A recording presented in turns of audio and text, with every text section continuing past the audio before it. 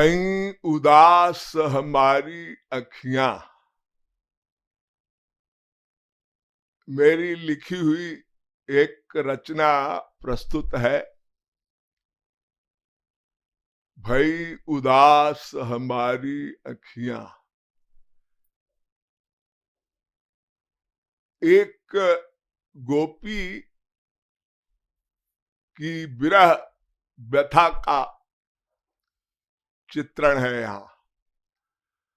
वृंदावन चंद्र ब्रजेंद्र नंदन श्री कृष्ण चंद्र वृंदावन से मथुरा जा चुके हैं।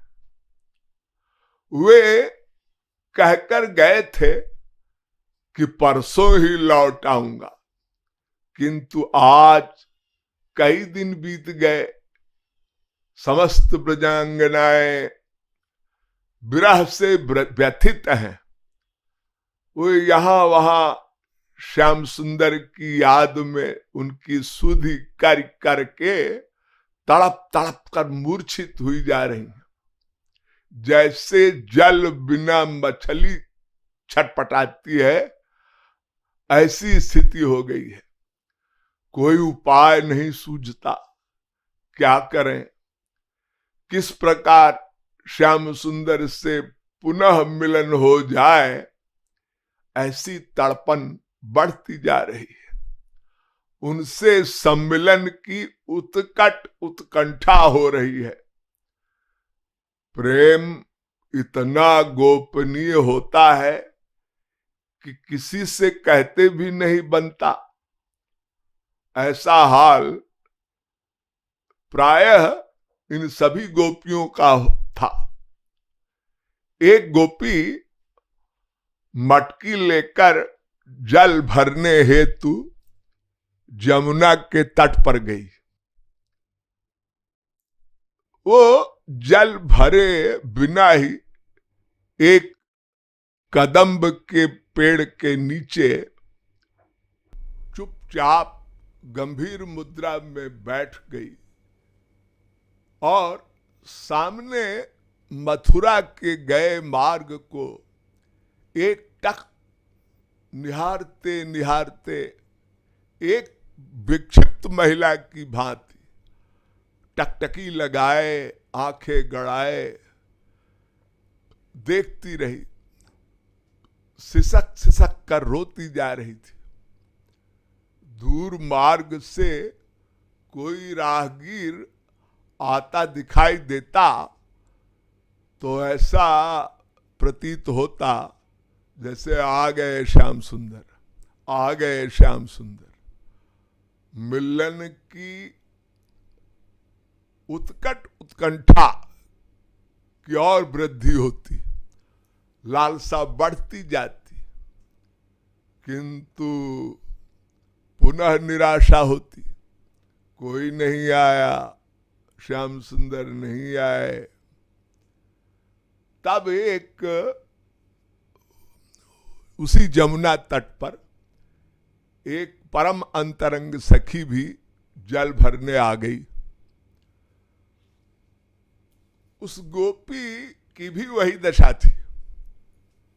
वो भी इस सखी की दशा को देखकर, उसके आंसुओं को देखकर बरबस उसे अपने कंठ से लगा बैठी और एक दूसरे से अपनी विरह व्यथा बताकर दिलासा दे रही थी। वो सखी दूसरी सखी से कह रही है, अरे सखी का भयो? तो प्रथम सखी बोलती है, अरे सखी, ये मेरे नेत्र, ये मेरी अखियां उदास हो रही हैं, बड़ी निराशा हो गई है। श्याम सुंदर चले गए, ठीक है, वो जहां रहे खुश रहे।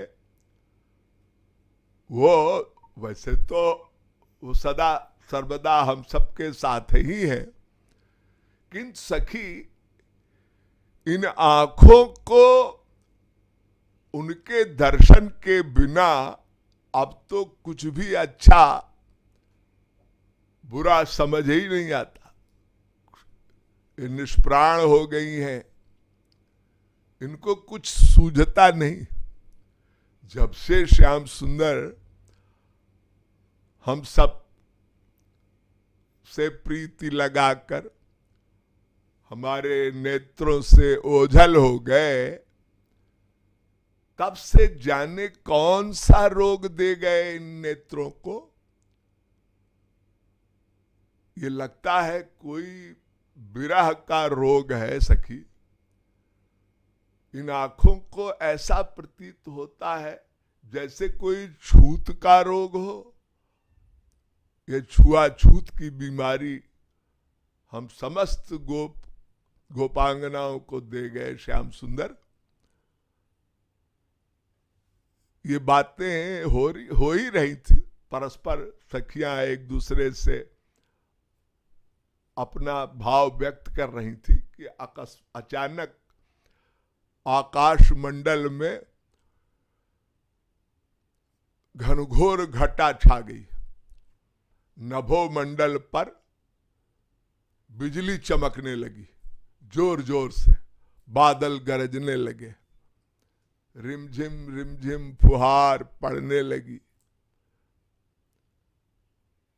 तो सखी दूसरी सखी से कहती है, अरे सखी देख तो, ये काले बादल ऐसे प्रतीत हो रहे हैं जैसे हमारे श्याम सुंदर की घुंघराली घुंघराली काली लटें।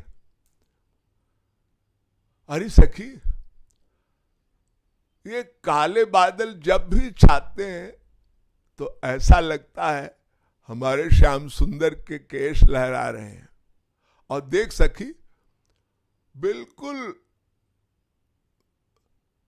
उन केशों के बीच में वो अपने श्याम सुंदर का मधुर मनोहर मंगलमय मुखार बिंद और उनकी वो सांवली सलोनी मंद मंद तिरछी मुस्कान प्रतीत हो रही है। सखी देख, है ना, तू देख पा रही है?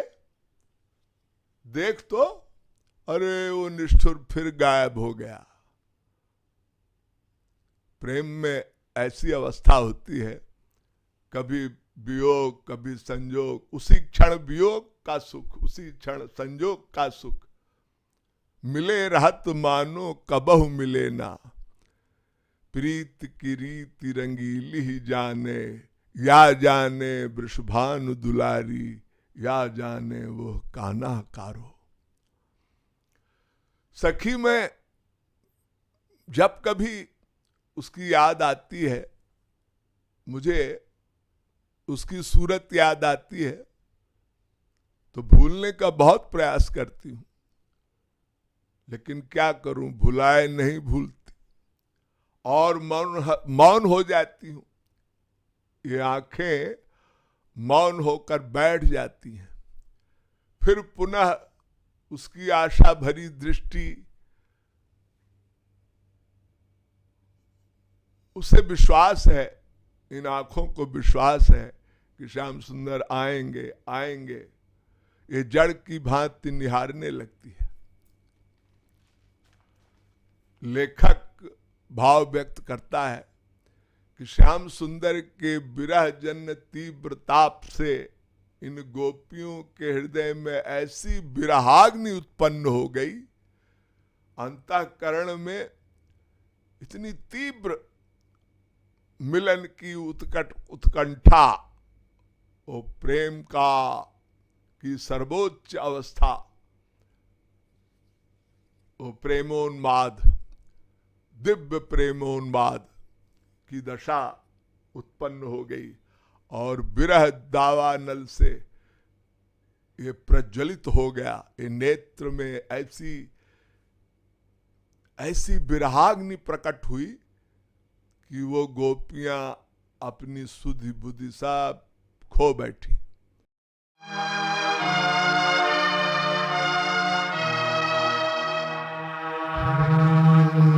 दास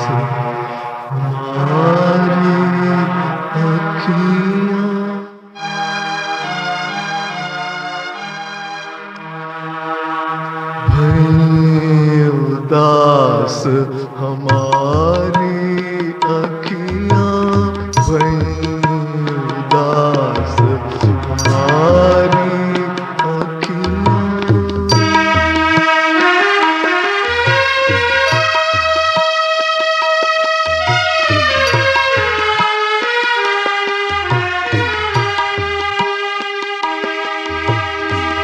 इनको अब कछु सूझत नाही,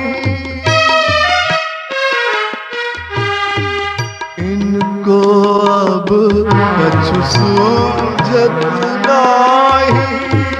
जब ते श्याम निहारी अखियाँ, जब ते श्याम निहारी अखियाँ भई उदास हमारी अखियाँ।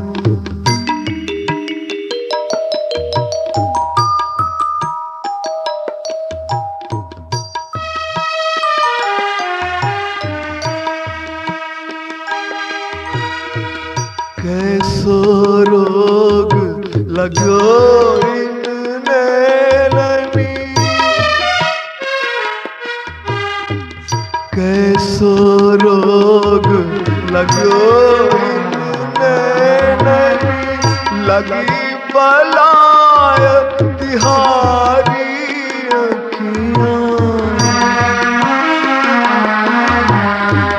लगी बलाय तिहारी अखियाँ भई उदास हमारी अखियाँ।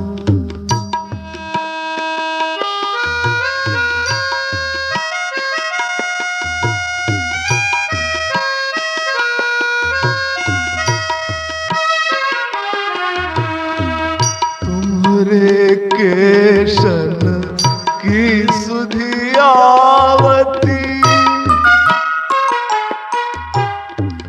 तुम्हरे केशन की सुधियावती। उठती घटा जब कारी अखियाँ,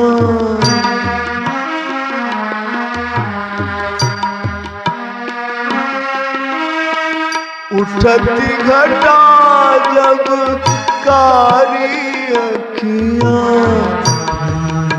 उदास हमारी अखियाँ।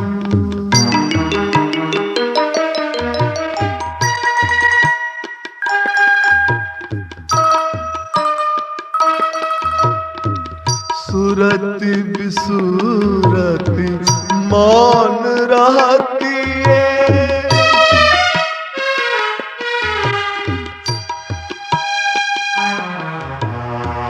सुरति बिसुरति मौन रहती है। मग जोहत थकिहारी अखियाँ,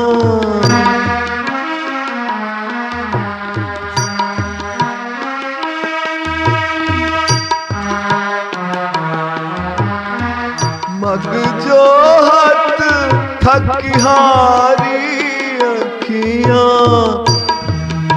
उदास हमारी अखियाँ।